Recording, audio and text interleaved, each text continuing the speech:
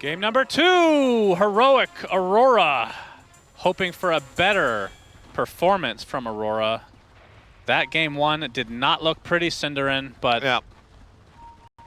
I do think they have the ability to certainly compete in this, not just this series, but in TI in general. So I'm expecting this to go to game 3. I mean, I definitely think strategically in this game they're set up for a more likely avenue into the game. I personally am a little bit worried about Spectre. One of the major downsides of this hero is effectively most of the time, whatever hero is laning against Spectre will have a good lane.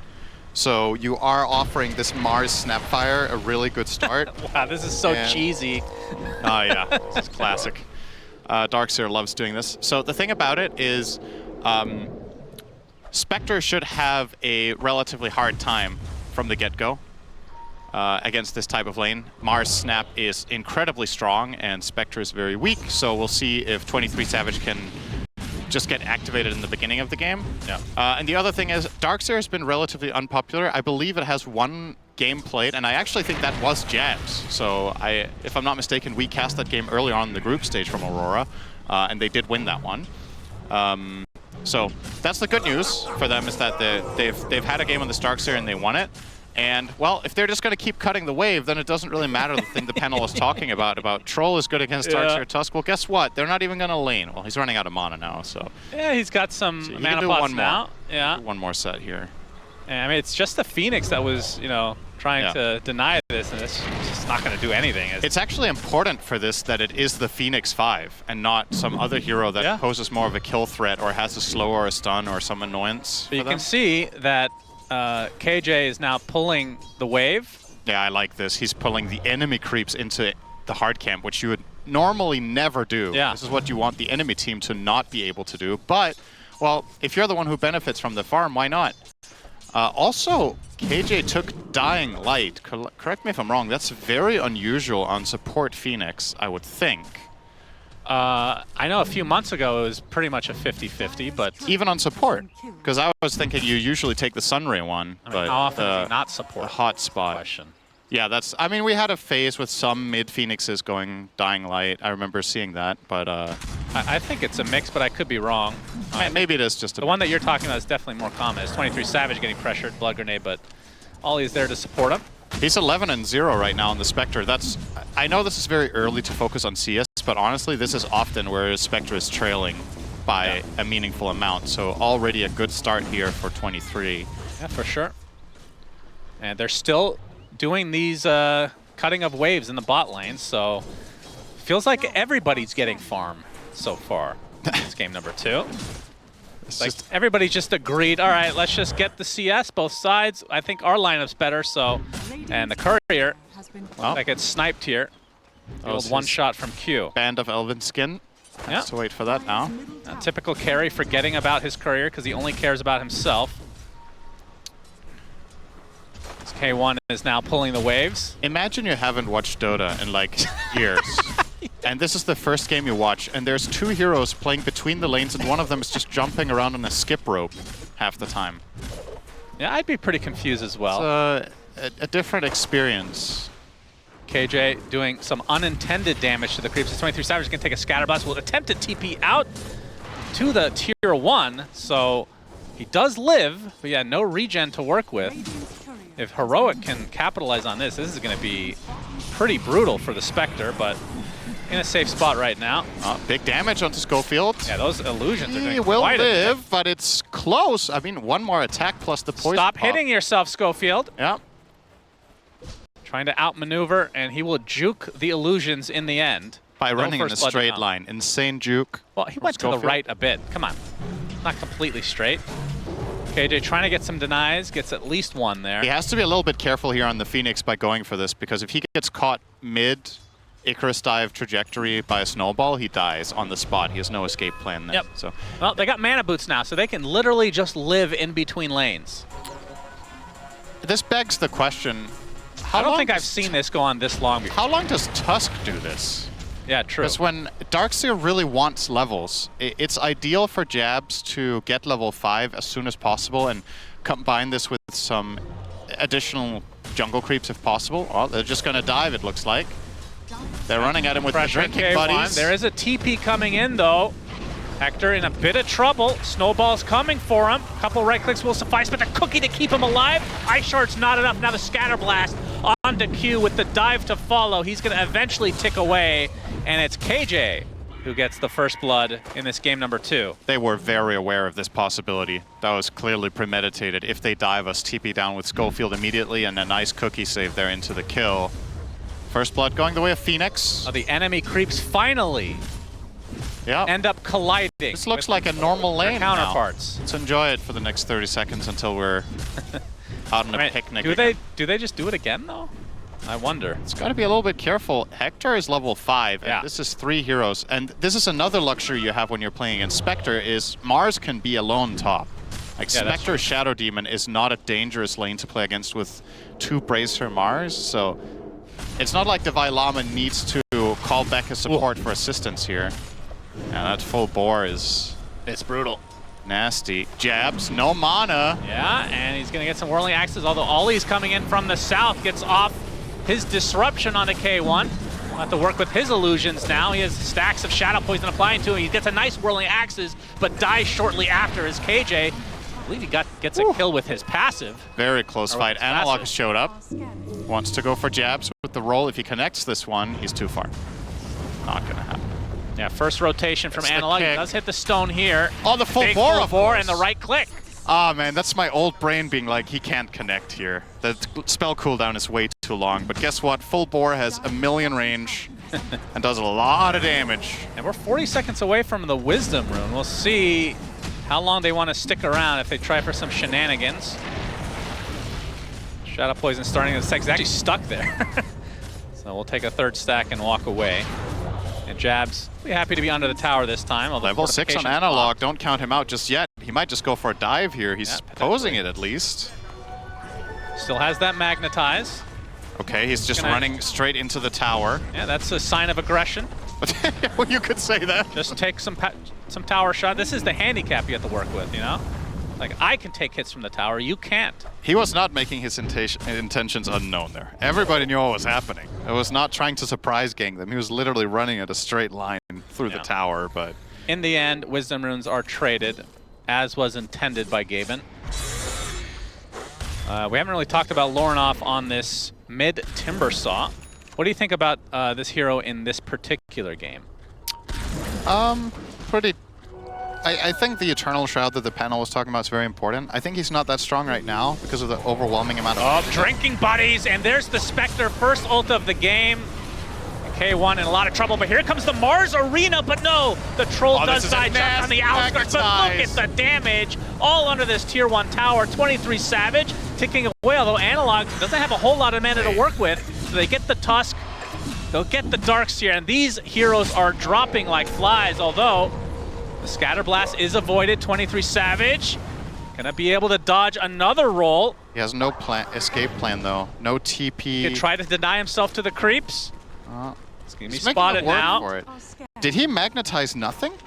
I'm not sure. I didn't see the magnetize. I was like, they're all gonna Spectral Dagger into the trees. He spotted at the last moment. Sunray tickling him.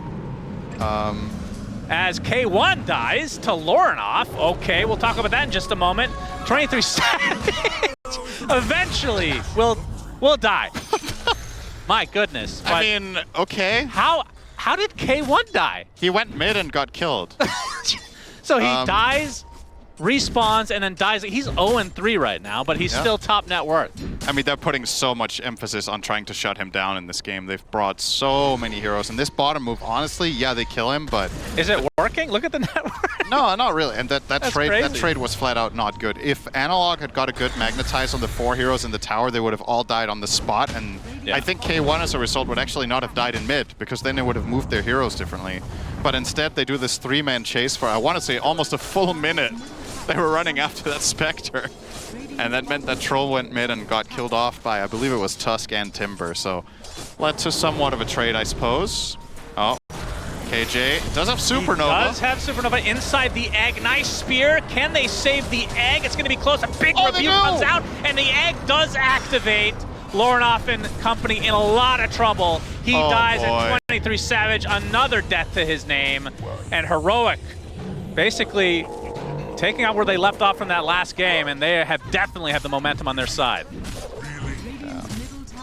I'm gonna go ahead and say that was not so good. Yeah. For Aurora. I mean, it just shows the level advantage. I mean, the fact that KJ is level 6 and Jabs is level 5. Yeah, the level 5 Dark Darkseer is actually a major concern. I mean, Q on Tusk is a higher level than Yeah. Jabs right now. That's crazy. Darkseer is a hero that uses levels incredibly well, and it makes a very big difference whether you hit level, let's say whether you're level 9 or level 11, because the extra points in either Vacuum or Surge are extremely valuable compared to, there's a lot of other, let's say there's a lot of offlane heroes with like the third skill maybe isn't that important, like Mars, right? Having an extra point in Bulwark or an extra point in Attribute bonus or whatever, it's like, you know, it's okay. On Darkseer, every skill point is massive, and you really want to hit that high level. Being level 6 min at 1030 is not par for the course. A little drive-by Ice Shard, I guess. Man, nobody's afraid in this game, even though they probably should be at times. But let's get back to the Spectre, because this is the unusual hero of the game. With the Shadow Step, the facet actually that applies the Spectral Dagger is what he chose this game. Yep. What's the build? I guess we can see he's going for Blade Mail Radiance. It's not going to be like one of these weird Orchid type builds. No, I think that that ship has already sailed. If he wanted to go for that, he needed a better early game. So I think this is fine. Blade Mail is very good against the Radiant lineup. There's tons of uncontrollable damage. Troll does AoE damage, Snapfire does AoE damage, Earth Spirit, Phoenix even. And it also helps you farm. It's a farming item for Spectre because you jungle faster. This is one of this hero's biggest weaknesses, is compared to a lot of other carriers that clear the jungle fast, Spectre is quite slow. If she could somehow match the farming speed of some of the popular tier 1 carry heroes, this hero would be picked a lot, but it has weak laning and low speed, so not exactly the cocktail you're looking for in this patch on your carry. But yeah, Blade Mail is one way to try to cover it. Radiance obviously helps even further with your farming speed, and it makes you a lot tankier in the fights, against the Troll in particular, of course. But yeah, the concern here is that Spectre is gonna take a while. Arena towards that top rune area. Analog comes in with a big magnetize onto several heroes. Disruption to keep Lauren off safe. The Analog is the one taking the brunt of the damage despite having the Blade Mail. He is the first to fall. Jabs gets clipped by the Scatter Blast as the egg does go off in the background. That was a very defensive Supernova from KJ. I think if he dove into the entire enemy team and popped in on top of them, that could have been a couple of kills perhaps, but he was very hesitant. He placed it very defensively, and Aurora just run away. Like, okay, you know. So a little win for them there. They get this pick on the enemy mid hero, lose nobody, and importantly, Spectre is getting time. This hero needs a breather. Actually, he swept away from the Blade Mail. He wants to go straight Radiant. Oh. Which will be an even... Okay, now he's queuing up Manta. We'll check in with him a bit later. Okay, let's talk to some other heroes while he... It's still Radiant. ...has an identity crisis up here. Mars is close to Blink, which is obviously very big for the Radiant lineup. They have incredible synergy with Arena. You just need heroes to be in an enclosed space, and all of your heroes are thriving. Fat stack here for Hector. Yeah, pretty juicy. Analog will tank a bit of it with that Blade Mail, and K1 will take the brunt of it. Still top net worth in the game, has the Maelstrom. Oh, that's a fast dagger on Tusk. Wow. He's doing very well for himself. Q with those 4 kills. That's very good news for Aurora. Now they effectively have truly unlocked their 2 saves, right? They have the Shadow Demon Disruption, of course, which is just part of the kit. But with Tusk with a dagger, you can very quickly and very easily save people in the arena. With Drinking Buddies, that can be a bit tricky. It should be very easy, an easy time for him now. Also gives them some more offensive potential with just Blink Punch. Yeah. Rune. Illusion. The way of Analog. Oh, okay.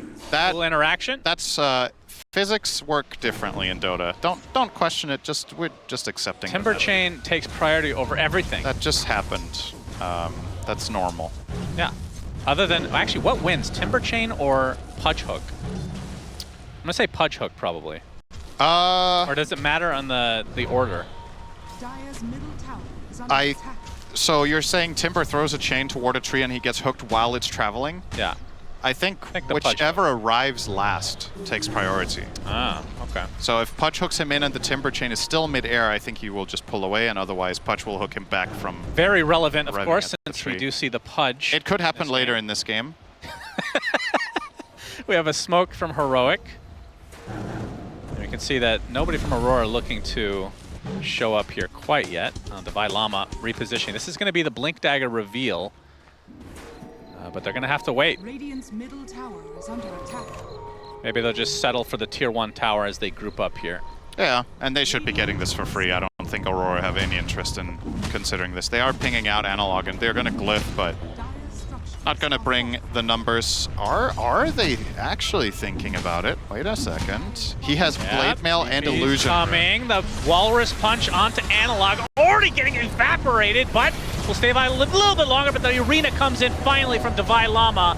Not enough to save the Earth Spirit. The egg does go off, but the Shadow Demon Disruption actually avoided most of it. So Lornoff's still alive, and now Divide Llama won against the world. And the world wins. Okay.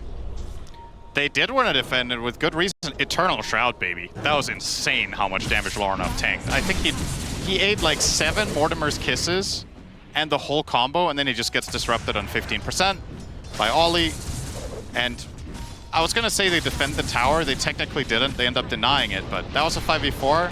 K1 up top. He's going to get some help from Schofield. Gets a nice cookie on it too, but there's a third member in Ollie. Snowball going to find its way over to the Snapfire. 23 Savage. It's actually going to be fine, and K1 Hector not so much. So another core kill for Aurora. Yeah. This is some... That's a Sacred Relic. Damn, he is getting so much space. He shadow stepped into that fight, did a little bit of damage, and then left and went back to his tower, knowing that if he stuck around any longer, he would have died. So he still participates and gets assist credit for it, and then he's just farming top. This is going way better right now from Aurora than I was expecting it to after the first few minutes of the laning stage, and that's really, really good news for them. The Darkseer has now recovered and got a lot of levels. The Spectre is closing in on that Radiance. And this feels like the phase of the game where, you know, Heroic want to force and win decisively in some team fights with the 4 of them, even without the Troll. But that bottom fight really took the air out of them a little bit, with the Timbersaw frontlining being that tanky. That's the one thing they don't deal with very well, right? They have a ton of spread damage, but they don't deal a ton of single target. So a Timber with that Eternal Shroud is a tough nut to crack. Yep, K1 working on Ags for Troll. So let's count the dispels here, Cinderin. So self-dispels and dispelling the enemy. Yeah. So other than the obvious, like the auras and whatnot, but in terms of the skills itself, you can take off Ion Shell. Surge. And Surge. That's huge. And Spectral Dagger. Yeah. I don't think Shadow Poison is dispellable, if I'm not mistaken. No. That might be... I mean, the dagger should also linger on you, right? So he can't dispel the slow on himself, if I'm not mistaken. I think that one also will linger fully. Mm-hmm. But I don't know about targeting the Spectre. I think that is dispellable. Is Drinking Buddies dispellable? It says yes. Okay, well that theoretically could be pretty gigantic. However, it is a relatively new spell, so yes could mean no. 23 Savage. Yes, Arena, he's about to pick up his Radiance. We'll have to wait a little bit longer. Doesn't lose that much gold in the end. A good pickoff from Heroic and showing us some signs of life. And yeah, the Ag's now online for K1, and they're just going to go straight into the pit. Yep, Troll's good at this. His low cooldown axes, he'll just keep whirling away. And Mars, of course, tanking it with the Bulwark for him. Should be relatively easy, but still, I think Aurora are, despite losing this Rosh, in a pretty comfortable position, because from my perspective, they have overcome what could have been the worst part of the game for their lineup. In the last 5 to 10 minutes, I think they've managed to stay afloat. And now, obviously, Lornoff, being the beast that he is in this game, is still going to prove to be a challenge for quite a while for them to deal with. And with that, they can still look to fight, and they will. Smoking up here. And they will find Phoenix. Yeah, that would be a good kill. They're going to avoid him completely. Want to go for Divide Llama instead. That's going to be an easy pickoff. So it's a one and done, it seems, as the Radiant's now officially online for 23 Savage. Yeah. His farm is going to accelerate a lot now. Whoa! All right. There's the wall from Jabs, just making sure that that ultimate works. It's an Earth Spirit illusion. Now Spectre is queuing up Manta and Orchid. See which one it's going to be. I don't know if Orchid is necessary. I guess the really nice thing about it is it allows you to solo kill Phoenix, which is incredibly potent, of course, to have that possibility on your character to just jump the backline. But yeah, he probably needs the Manta first to actually be able to kill with the... Oh my! Nice punch. Is he going to egg? AJ's No. dead. I think he could have maybe egged. This was Timber, Tusk, Shadow Demon. He had 3 teammates on backup, but... I want to talk about a late game scenario, because we might be getting to that point since it's so even. For Q on Tusk. He's going to go BKB next. I think Aghanim Scepter, third item, sounds like a dream against Troll. I would actually really like to see him bite now. Okay. I mean, I figured the BKB is to be able to maneuver out of Arena. I mean, he does have the blink, but obviously you can get that disabled quite easily. Yeah.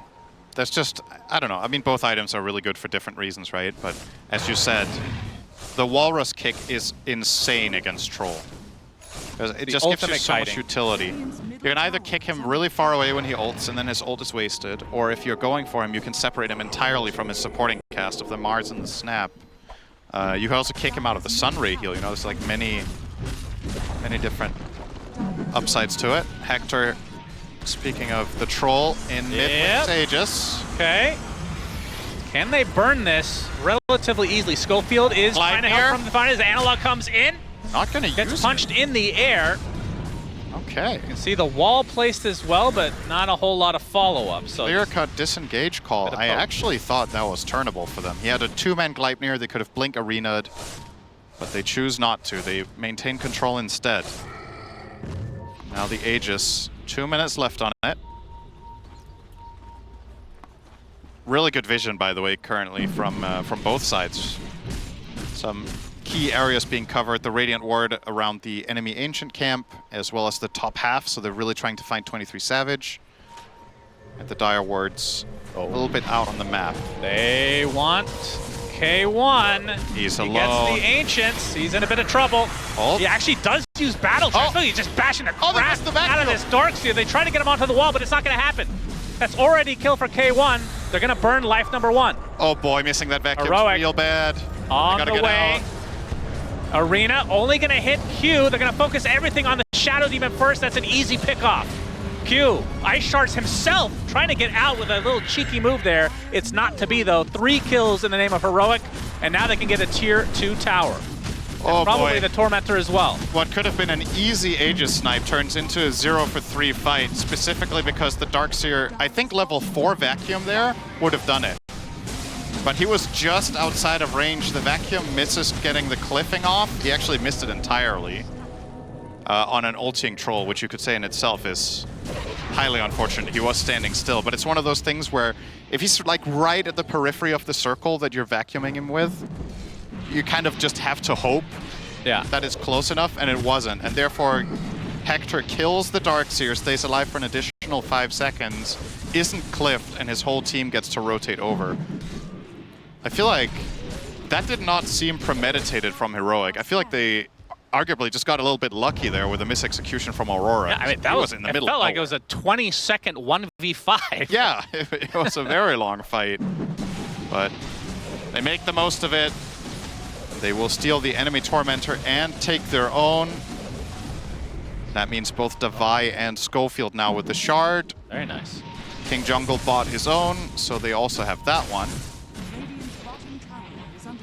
Yep, I would say that was a very good use of Aegis for Heroic. Yeah, I think that could not have gone any better. So Mars eyeing up a Deso. We've seen this from 1 or 2 other players as well. This isn't the traditional, or rather, it is the very traditional Mars build from years back. But as of late, Marses have been focusing a lot of the time on Refresher, sometimes on Auras. But in this one, Davai Lama will go for the full-on, I will amp up my Troll through minus armor and do more damage myself. It does come at the expense of some auras, because sure, the Snapfire can buy the Greaves, but it looks like, okay, Phoenix will buy the Pipe, so sure, okay. Okay. They will still have those 2 items on other heroes, and then with that, Mars can become stronger. Yep, the Deso build does feel good as a Mars player. Rebuke taking full advantage of that. And the tier 2 tower now is gonna potentially be pushed. You can see pretty even game despite the 6k lead. I mean, Gaben loves Spectre. That's no secret. True. Always did. His favorite hero after Sand King, of course, which is now finally good. So maybe Gabe is actually playing Dota right now. K1 doing a lot of damage here. It looks like they'll just pop the fortification and then, I mean, this actually the fort will not refresh because they already did kill the bottom tier 2. So see if Heroic can time this, because then going high ground, I suppose that would refresh anyway. Smoke now. Spectre, but not there. Oh, jabs. He's going to be spotted, speared into a tree. Schofield trying to find the right angle. Scatterblast, okay. They do get the Mars Arena off. And Jab's just going to try to TP out, but the Gleipnir finds him. That's going to be the death of the Darkseer. As Ollie, his TP is canceled as well. That's going to be 2 kills again for Heroic. Yeah. Didn't feel like the hero they went there for. I feel like that smoke was targeting Spectre, but all of a sudden the Darkseer walks under a ward. They open up on him, and then the Shadow Demon trying to help out gives them a double.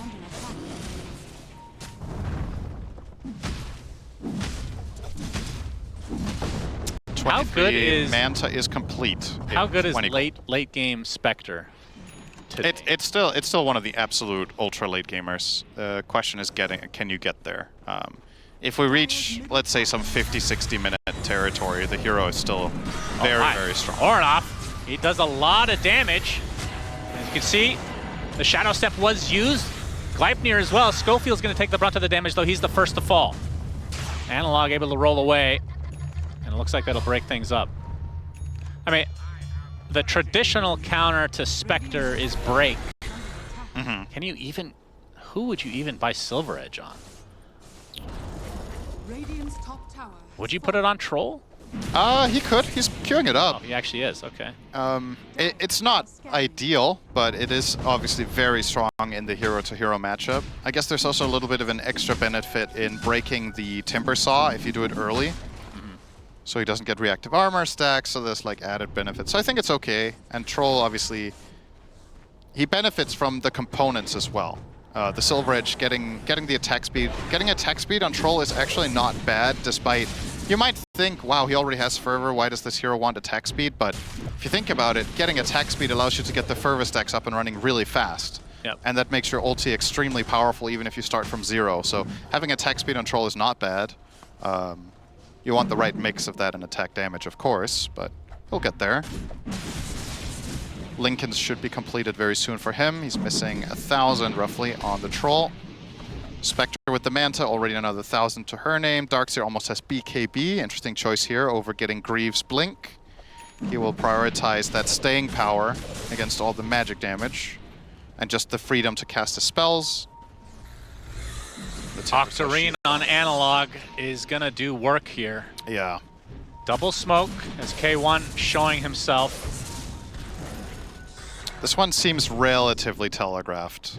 Yeah. Nobody's showing mid, nobody's showing bottom, so I think Aurora are well aware. Oh. They will offer up Lorenoff, but he's such a difficult catch. That's a very early Shadow Step. He's not going to connect on this one. Just maybe trying to dissuade them from looking for a fight, but ultimately this means the spell is now unavailable and they're just going to sacrifice a tower. Yep, tier 2 dead, and we can see that Rosh is up in 20 seconds. So they'll have close to a minute to kill it before it heads down to the Radiant side. Yeah, that should be enough. If they check it. 3. Oh, they're going to walk in at the perfect time.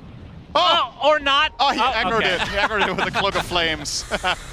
Wow. That was on the dot. Aurora want to fight now. And they have a really good lineup for this, by the way. Obviously you have the Radiance, the back wall. And they're Timbersaw very in general. stacked in the pit, but Darkseer isn't here. Yeah. Lorinov throwing out the Chakram. Analog goes in with a BKB and his Magnetize. It looks like Rosh will be for Heroic. Lorinov desperately trying to get over there. It's going to be close, actually. Lorinov takes the Aegis, and they kill Rosh as well.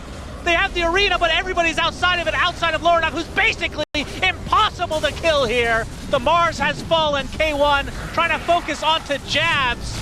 And Analog gets punched into the air. We have a TP buyback from the Shadow Demon. Analog, despite having the blade after it, does drop as jabs somehow getting out with barely any HP. This went amazingly for Aurora. Going through the gates left, right, and center, but how did they not finish Rosh in that?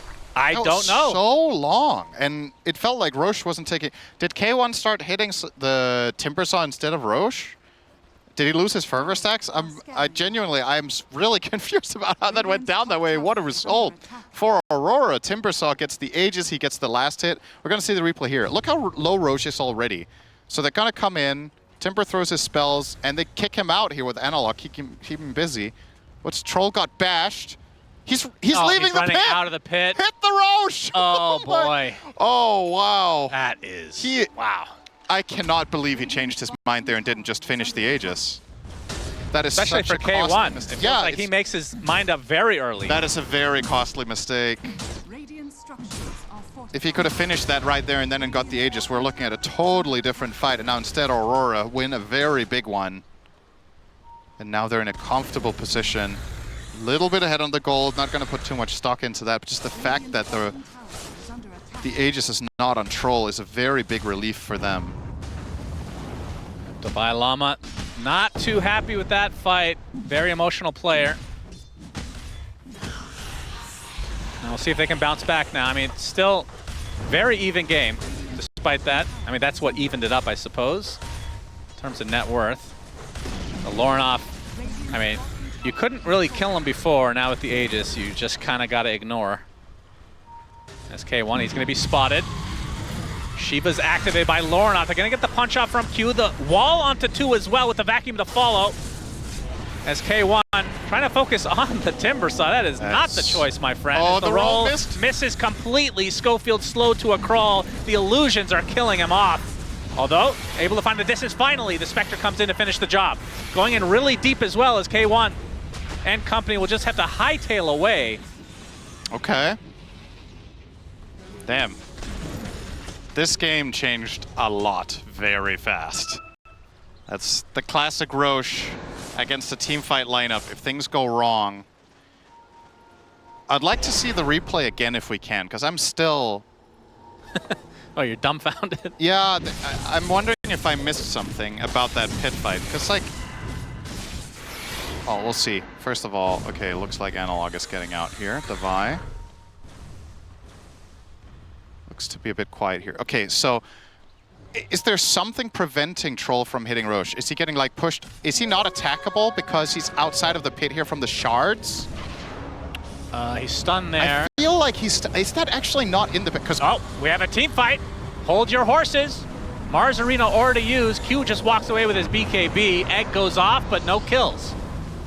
And now Heroic, how much have they used? Can they even continue to fight here? Lorinov still with that Aegis, an unkillable beast. So the shards did not only, I think they might have pushed Rosh out of the pit, but you can still attack him from inside the pit. I guess he didn't want to switch to range Troll and finish it off because he couldn't guarantee that he would be able to grab the Aegis, since even if he gets the kill, nobody is within the shards.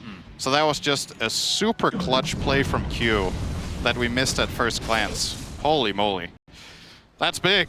That's the kind of plays you want to see from your position 4. Yeah, he's had quite the game. And it looks like I see a point booster. Does that mean Aghanim Scepter? Yes, for Tusk. He's actually 600 away. Oh boy.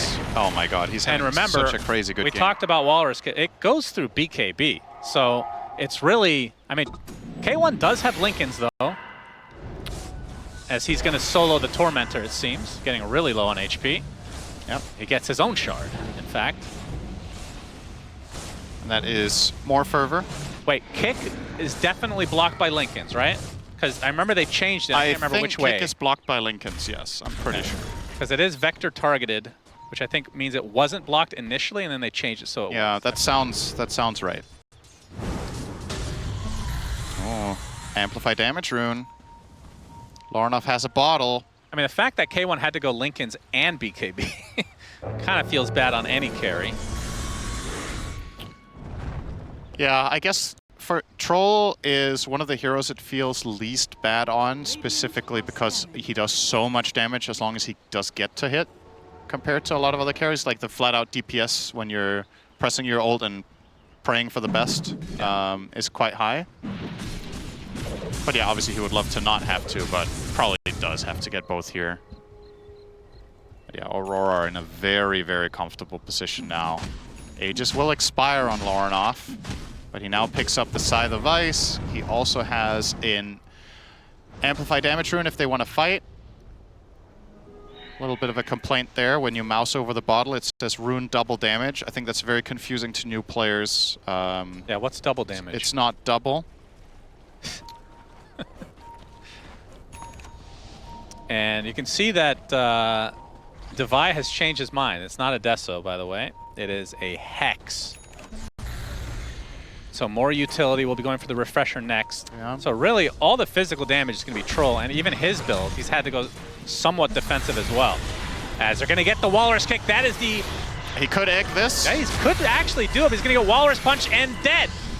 So Phoenix... I mean, he would have died. 4v5. They were not ready with Mars. Phoenix and Mars have to be in range. If Phoenix and Mars are close to each other and he gets off a Yule, he can egg and then try to cover it with the arena. But they were not close enough by. So a nice little snipe there from the side of Aurora. Yep, that was the Walrus kick reveal. Yeah. And it is going to be so hard to play against that now.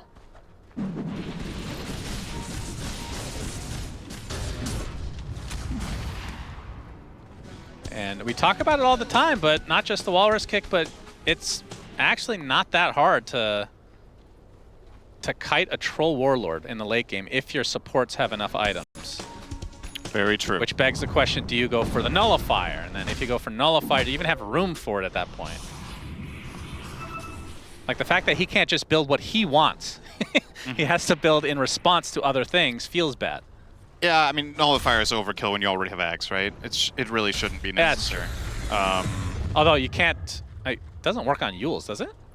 The Dispel? That's a good question. I don't think so. I don't think I've seen that work. Yeah, I don't think it works, but maybe, actually. Either way, I think the Mars build is very telling, though. As you mentioned, him getting Hex over Deso. I'm not sure it's the right choice compared to going Deso AC, because I'm a little bit concerned for Heroic's damage. That, as you say, if Troll is getting kited, are their heroes on Aurora actually going to die? Spectre is starting to reach critical levels of tankiness. That's what this hero does late game. We already covered Timber. Don't need to mention that. Tusk is also very beefy.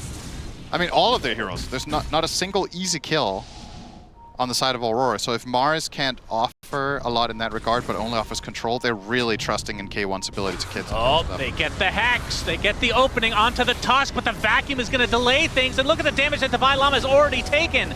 The Snowball wasted so much time. Nobody even dies inside of it. And the first to fall is Divine Llama. K1 finally pops the battle chance, but here is where the kiting begins. Gets kicked onto the cliff! Finally gets brought down by the cookie! And is killed off shortly after a 3-for-0, and Aurora in the driver's seat. That's a three-pointer. Well, that's a three-pointer! A 4-for-0 Aurora doing quite, yeah, and Q, that was the one they initiated on. He's perfectly fine. Yeah. My God. I mean, that's just a very clutch counterplay with the Hex, right? I think Timber came in and very quickly hexed the Mars. So Mars jumped, he blink hexed Tusk, started up the arena, and as he was about to spear, he got hexed by Lornov. So Devi not popping his BKB on the opener there cost him dearly, because perhaps they could have burst that Tusk and built it into something. But it is so difficult to engage on Aurora's team now. Shadow Demon and Tusk can save heroes. All of the heroes are tanky, as we mentioned, and your damage is just... It takes time for Heroic's lineup to build up a fight. They can't just go in and burst someone and take it from there. You need to land some Phoenix spells, get a Magnetize rolling, Snapfire kisses ideally. All of this is Wait, not is the reason bursting. he was able... Radiant's top tower is under Wait, attack. who'd you say got the Hex off there? Onto Devi? Wasn't it Timber? Wasn't he on the outside of the... Was it the wall that gave the vision inside the... I mean, I'm not seeing anything else that could have hexed him, right? I feel like he got hexed instantly after he went on the Tusk. Maybe I'm mistaken, but... Either way, quite the kick. And now Rosh will go the way of Aurora, which means 23 Savage. Schofield Aegis, is... taking a Lotus. Okay. All right, that's a bit risky. There's the Hex from Devi. He's going to get initiated on. His analog is really deep here. The BKBs are traded, and the pipe is going to brush off a lot of this damage, but Schofield eventually brought down by 23 Savage. He'll buy back instantly. Now the roll onto the Timbersaw, still trying to ignore him. The arena, nobody's even inside other than the snowball queue. He wastes so much time again. Oh, Lord is actually taking quite a bit, but we'll be able to Timber Chain away. Eventually, they do finally take out the Tusk, as the Mortimer's Kisses not providing a whole lot. But they do find the Shadow Demon on the outskirts here. Well, they don't have the vision, apparently. And the Phoenix eventually brought down by 23 Savage. There's the buyback, though, onto the Tusk. Is Ollie still alive in the trees? Analog, still. We have a big kick onto Devi Llama with the snowball to follow. He's going to be brought down. Here 70 comes seconds Hector. of no Mars. And now K1 focusing on Nice this Tusk. shards. It'd be a pretty big kill because it would be a dieback, in fact, but 23 Savage using his ult to get to the back line. And Schofield and company going to try to collapse here, but K1 destroyed.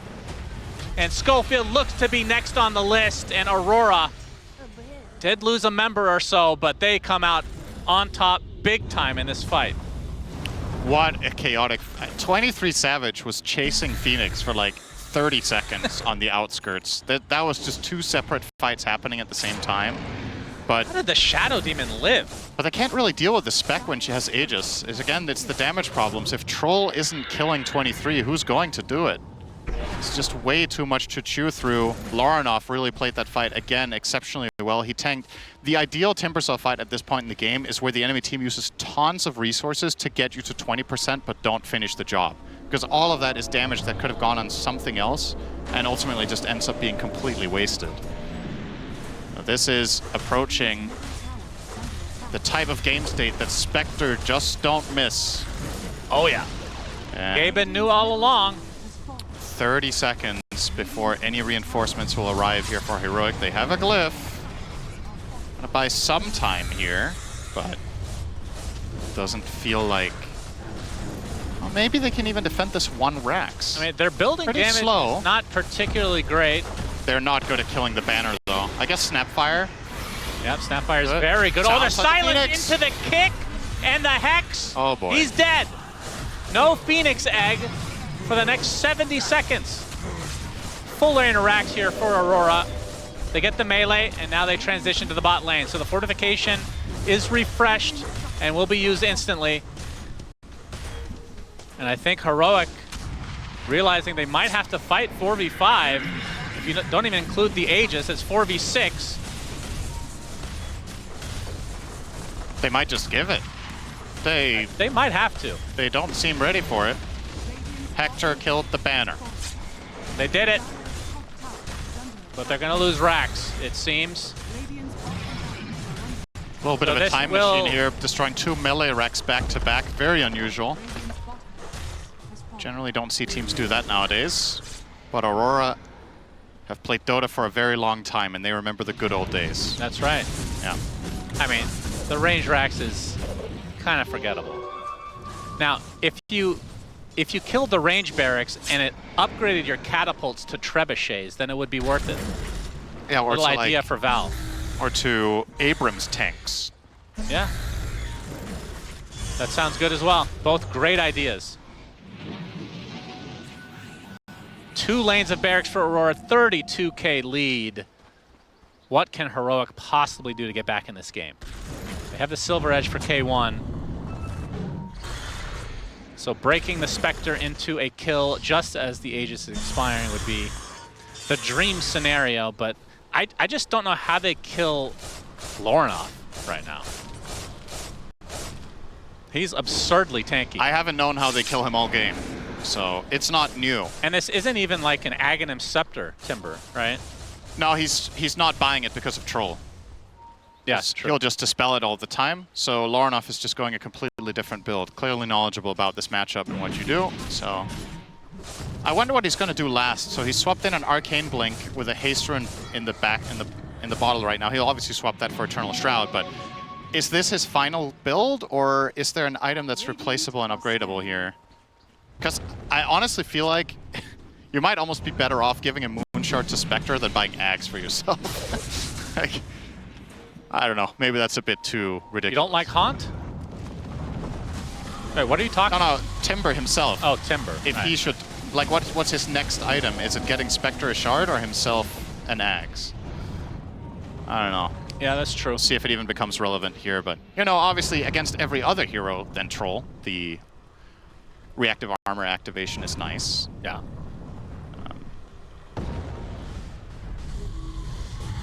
Nope, Lorinov going in really deep. There's the kick. Analog will pop the BKB. He's now Walrus Punch. Arena comes out from Divide. Shadow is getting out some disruption as K1 focusing everything on the Tusk, but he gets vacuumed to the high ground. The kiting of Troll continues. Divide now trying to run away in his own base. K1 in the midst of everybody just dies. And GG's called, so we're going to a game number 3.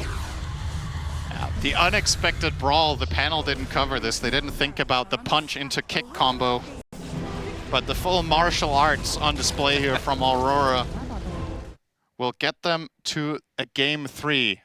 Very entertaining game. I feel like there were a couple of key moments there. I'm sure the panel will cover this where Heroic maybe dropped the ball a little bit and Aurora capitalized a lot. And that's what, you know, it's a high stakes game. You're playing against... The panel didn't cover this. They didn't think about the punch into kick combo. But the full martial arts on display here from Aurora will get them